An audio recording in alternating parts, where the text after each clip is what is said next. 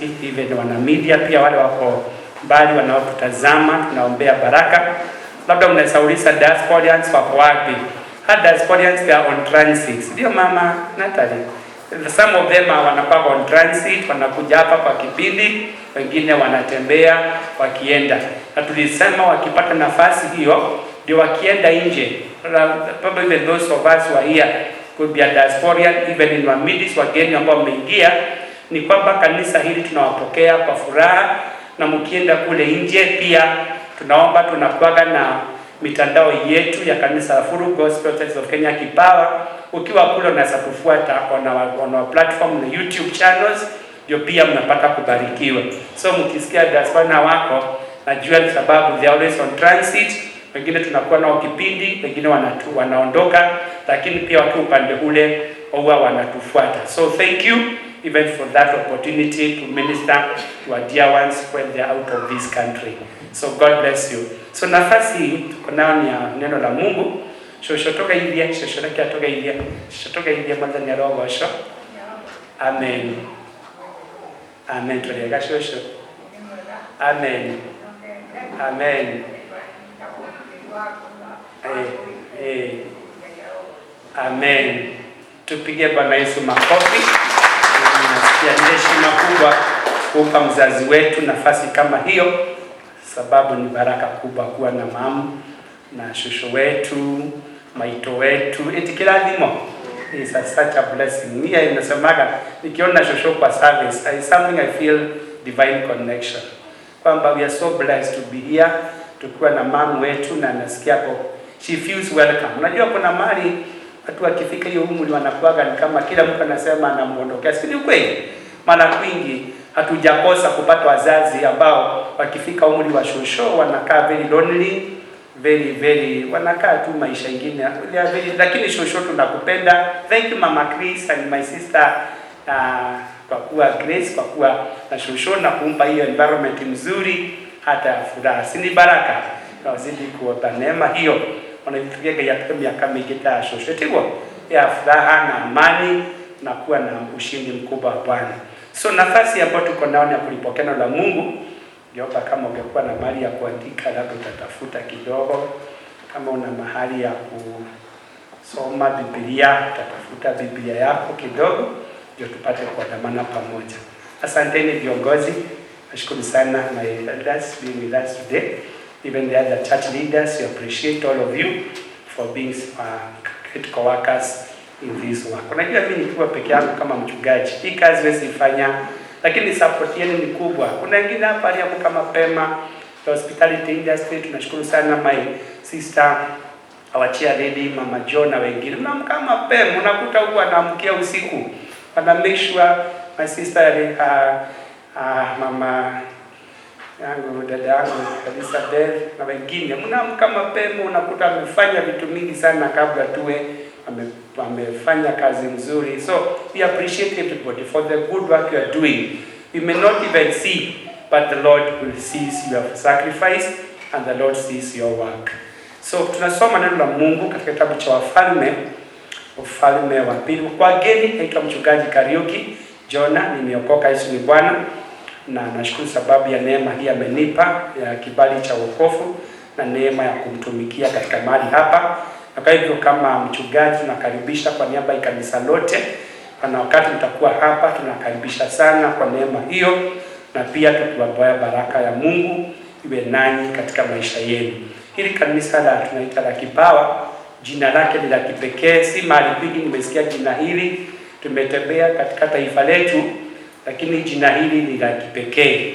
Kipawa means gift, na ni kweli hapa Mungu amekuwa wa kweli kulitimiza jina hilo la kuwa gift katika mahali hapa, maana mmekuwa Kipawa pia washirika, na hata wote ambao wamekuja kwetu wamekuwa baraka. Tumepokea wapendwa wetu wamekuwa baraka, wao ulikuja umekuwa baraka, na hata wale wako njiani wakija ni wa baraka. Na kwa hivyo tukubali to possess that name in its full meaning, that become a blessing to one another, tuwe baraka pamoja na mwingine.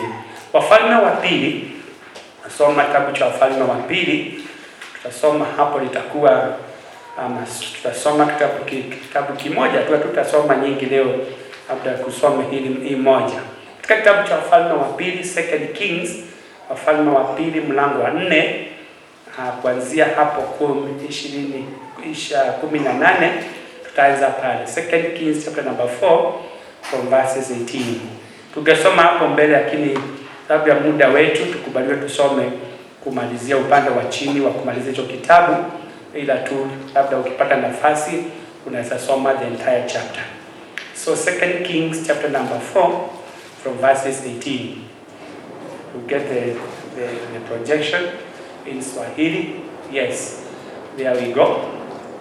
Nasema hata yule mtoto alipokuwa, ikawa siku moja alitoka kwenda kwa baba yake kwa wavunao. Akamwambia baba yake, kichwa changu, kichwa changu. Naona sasa tulisema Biblia vizuri kufuatilia those vimeandikwa. So akamwambia baba yake, kichwa changu, kichwa changu. Naye akamwambia mtumishi wake, mchukue kwa mama yake. Akamchukua akampeleka kwa mama yake, naye akakaa magotini mwake hata adhuhuri, kisha akafa. Mamaye akapanda juu, akamlaza juu ya kitanda cha yule mtu wa Mungu, akamfungia mlango akatoka. Mstari wa 22, kisha akamuita mumewe, kasema, tafadhali uniletee mtu mmoja wa watumishi na punda mmoja, ili nimwendee yule mtu wa Mungu kwa haraka na kurudi tena. Akasema, kwa nini kumwendea leo? Sio mwanadamu wa mwezi wala Sabato. Akasema, si neno. Akatandika punda, akamwambia mtumishi wake, mwendeshe tuendelee mbele, usipunguze mbii mwendo nisipokuambia. Basi akaenda akafika kwa yule mtu wa Mungu katika mlima wa Karmeli. Ikawa yule mtu wa Mungu alipomwona yule mbali, akamwambia Gehazi mtumishi wake, tazama, Mshunami yuko yule kule. Tafadhali piga mbio sasa, mwende kumlaki, ukamwambie, ujambo mume wako, ujambo mtoto hajambo? Akajibu, hawajambo. Naye alipofika kwa yule mtu wa Mungu, alipofika kwa yule mtu wa Mungu mlimani, alimshika miguu. Gehazi akakaribia amuondoe, lakini mtu wa Mungu akamwambia, mwache, maana roho yake ndani yake ina uchungu, na Bwana amenificha wala hakuniambia. Yule mwanamke akasema, je, niliomba mwana kwa bwana wangu? Mimi sikusema usinidanganye. Mstari wa 39, ndipo Elisha akamwambia Gehazi, jikaze viuno, ukachukue fimbo yangu mkononi mwako, ukaende zako. Ukikutana na mtu usimsalimu, na mtu akikusalimu usimjibu. Ukaweke fimbo yangu juu ya uso wa mtoto. Na mama yake yule mtoto akasema, kama Bwana aishivyo na roho yangu ishivyo, sitakuacha. Basi akaondoka akamfuata. Mstari wa 31 inasema, na Gehazi akawatangulia, akaiweka ile fimbo juu ya uso wa mtoto, lakini hapakuwa na sauti wala majibu. Basi akarudi ili kumlaki, akamwambia akisema, mtoto hakuamka. Tu inasema, basi Elisha alipofika nyumbani, tazama, mtoto amekwisha kufa, amelazwa kitandani pake. Inasema, basi akaingia ndani, akajifungia mlango, yeye na yule mtoto wote wawili, akamuomba Bwana. 34 inasema, akapanda juu ya kitanda, akajilaza juu ya mtoto, akaweka kinywa chake juu ya kinywa chake, na macho yake juu ya macho yake, na mikono yake juu ya mikono yake, akajionyosha juu yake mwili wake. Yule mtoto akaanza kupata moto. 35 inasema, kisha akarudi akatembea nyumbani huku na huko. Mara moja akapanda akajinyosha juu yake, na yule mtoto akapiga shafia mara 7 na mtoto akafumbua macho yake. 35:6 nasema akamuita Gehazi akasema, mwite yule Mshunami. Basi akamuita, na alipofika kwake Elisha akasema, haya, mchukue mwanao. 37 ya mwisho, ndipo akaingia akamwangukia miguuni, akainama mpaka chini, kisha akamchukua mwanawe akatoka. Hiyo ujumbe ambao nimesoma mistari mingi, lakini tutapitia tu kama vile Mungu atatuwezesha. Lakini ujumbe huu ambao Mungu amenipa unasema, usisike kile Mungu alikuahidi. Don't bury what God promised you. Usisike kile ambacho Mungu alikuahidi. Don't bury what God promised you. Tunasoma ujumbe ambao tumesoma pale, na ni kwa sababu kuna vitu ambazo kwenye nyakati maishani mwetu ambapo kile ambacho Mungu alikuahidia kinaonekana kufa mikononi mwako. Wakati mwingi inafika hapo in the many seasons of our life, tunakuta kile ambacho Mungu alituahidia kinaonekana kufa mikononi mwetu. Ndoto inachoka, your dream becomes very tired, it's like you are giving up on your dream. Huduma inakuwa nzito, ministry yako nasikia is very burdensome kama hutaki kuendelea kuhudumu, na maombi pia inaonekana kama haijibiwi. So there is that season in life. Na wakati mwingine what happens when that especially kiarise maishani mwetu ni kwamba shetani anataka uzike hicho kile ambacho Mungu mwenyewe bado hajamalizana nacho. Nataka ukizike. Maana umeona mambo ni kama whatever hope you had has died in your own hands. Ni kama ndoto yako it is no longer valid. Ni kama haitawezekana. Unaona ni kama kwamba maombi ni kama ijibiwi. Ni kama umefika, that's the season. Na sasa unaona shetani naye mara moja anakuonesha hicho kimeisha, na anakwambia harakisha uzike hicho ambacho unaona, lakini Mungu hajamalizana nacho. So what has happened to many people? Unakuta ya kwamba watu wengi wamezika imani ya zao. Wamezizika tu, wamesema enough, siwezi amini tena. Najua ni kama you've given up on faith kwa sababu ya mambo uliyopata changamoto, ukazika imani yako. Wengine wamezika maono yao. Their dreams have been buried. Walikuwa na maono makubwa, lakini kwa sababu ya zile changamoto wamekutana nazo, wakasema enough is enough, wakazika zile ambazo walikuwa ni maono yao. You could have had a very big dream in your life, lakini kuna mambo imetukia katikati mpaka umeona hiyo dream yote hakuna litawezekana. Kwa hivyo kama imezikwa. Wengine wamezika hata wito wao, the calling of God in them. Wamefika mahali wakasema, mimi vile naona ni kama hakuna njia na nimefika mwisho katika the calling of God. Wanazika calling hiyo. Wengine wanazika tumaini lao. Even their hope is buried. Especially the days you are living today. Kuna mambo mengi ambayo tunapitia wapendwa, na tunakuta kwamba many people have given up in life. Na ndio unaona watu wengine they become suicidal. When they give up mpaka wanaona there's no more hope in this life, unakuta mtu anakuta sasa hata maisha nakosa matumaini. Mtu huyo ni kufika mahali ambapo anasema sasa shetani amezika hiyo tumaini lako, it cannot happen again. Lakini nashukuru Mungu leo niko na neno lako. Mungu anasema nini? Usisike kile ambacho Mungu alichokuahidi. Praise the name of the Lord. Usisike kile Mungu alikile nilichokuahidi. That is the Lord speaking to us today. Usisike kile ambacho Mungu mwenyewe alikuahidi. Sio mimi na si marafiki. Mungu anasema usisike kile ambacho nilikuahidi mimi Mungu. If God promised you, please don't bury that what God said. Kama ni Mungu alisema, hata kama haijafikia what you had seen and what you had heard, please don't bury that one. Tumesema ile imani zao wamezika maono yao, wamezika wito wao, wamezika hata matumaini lao, lakini Mungu anasema usisike kile ambacho mimi Bwana nimekuahidi. Ukitazama katika hapo tumesoma kitabu cha Wafalme, hiyo kitabu tumesoma 2 Kings chapter 2, tumesoma mambo ambayo yalikuwa haikuwa mambo rahisi.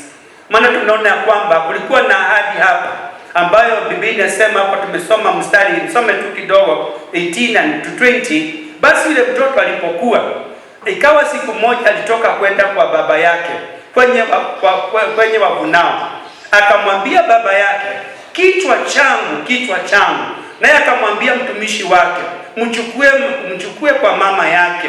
Mstari wa 20 nasema, akamchukua akampeleka kwa mama yake, naye akakaa magotini mwake hata dhuhuri, kisha akafa. That is something very strange. Maana mtoto huyu ukifikiria alitoka wapi? If you read the scripture before that, hapo nyuma unaona mtoto huyu ni yule ambaye alikuwa mama Mshunemu, ambaye alimuona mtumishi wa Mungu Elisha akipita. Kila saa akipita karibu na kwao, akienda katika huduma. Na akamwambia, wakati Biblia inasema mwanzo alikuwa akimshurutisha. He was commanding to come to this house. Mwambie wewe ingia hapa ukule. Akimwona tu akipita na mshurutisha aingie. Lakini baadaye akaona sasa akaenda step ya pili. Akamwambia bana, huyu ni kama ni mtu wa Mungu. Kaongea na bwana yake. Akamwambia si tumchekee nyumba hapo na tumwekee kitanda hapo kana, tumwekee hata mahali anasawekea taa, akipita hivi anaingia hapo anapumzika na baadaye anaenda safari yake. So akakubaliana na akafanya hivyo. So alipoendelea sasa, mtumishi wa Mungu huyu Elisha alikuwa na mtumishi wake Gehazi.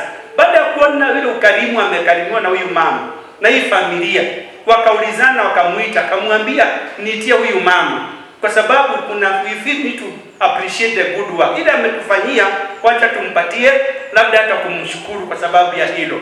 So huyo mama akaitwa na Elisha, akaambiwa, sasa wewe umetufanyia wema, kuna mambo gani ungetaka tufanye kwako? Huyo mama akasema, mimi niko sawa, mimi sina shida yoyote, I'm okay. Akamuuliza, sinaweza ongea basi na mfalme kwa niaba ya at least upewe hata kama ni kibali katika ufalme wangu wenu na upate kupata nafasi kubwa. Mama akasema, hapa mimi naishi na watu wetu na huku kwetu sina shida, hata hakuna haja ukaniongeleshe kwa mtu yeyote, maana ninajulikana naishi kwa watu wetu, kwa hivyo sina shida. So Elisha akabaki hapo kushindwa atafanya nini. Maana huyu mama ni kama yako sawa na chochote kile ambacho wangetaka kugive as a token of thanksgiving, wakaona hakuna njia. Ndipo Gehazi akamgeukia Elisha nabii, akamwambia, ndugu mtumishi wa Mungu, zile siku zote tumekaa kwa hii boma, sijai kuona mtoto. Na mimi sijaiona mtoto, dalili ya mtoto hapa. Labda hata alikuwa amesikia kwa marafiki. Unajua akikaa mahali unajua history, as you live in a place you know the history better. So ni kama Gehazi alikuwa anajua, hata ni kama Elisha hakujua. Sasa Gehazi alimwambia kuna mtoto kwa hii boma. Sasa akamwambia hiyo mama, basi wacha nikwambie, wakati kama huu, mwaka ambao unakuja utakuwa na mtoto wa kijana. Huyo mama akashtuka sana, maana alikuwa amejaribu process zote, hawakuwa wamefanikiwa kupata mtoto. So mtoto hakuwa mtoto wa kawaida, alikuwa mtoto wa ahadi ya Mungu atapeana kwa hii familia. Na kwa hivyo baadaye huyo mama, hata kama alikuwa anaona kama ni msaa kwa mtumishi wa Mungu, akapokea mtoto na kijana akazaliwa. So hapa tunasoma, kwa hivyo nasema ya kwamba hiyo ilikuwa ni ahadi. Huyo hakuwa mtoto kama wale wengine. Huyo alikuwa mtoto ambaye alikuwa amepewa ahadi ya Mungu kuhusu kuzaliwa kwake. Sasa amekuja mikononi mwa wazazi wake, amegrow katika mikononi mwao na anaendelea wanaenda kufurahia, wako na kijana, at least na ni kijana mwanaume. Na kwa hivyo unajua sasa in Israel wakati ama katika taifa pingi ni kama inheritance, it was going more to the sons than to the daughters. So they knew he had an inheritance, at least kuna mmoja atakarithi hata labda jina lao na pia the generation familia. So the family was very expectant of what had happened in their life. Na so tunaona ya kwamba hii ahadi walipitia process, kwa sababu sasa amemchukua mtoto na anafurahia kuwa na yeye. Lakini sasa tunaona ya kwamba hata kama alikuwa ametolewa na ahadi ya nabii Elisha, sasa huyo mtoto anaanza ameugua. Nasikia akimwambia baba yake, kichwa changu. Amepitia kwa process sasa.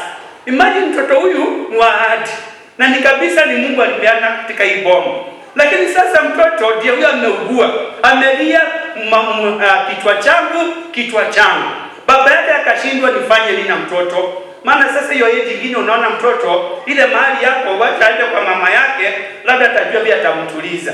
Na maandiko imetoka tumesoma, unaona mtoto huyo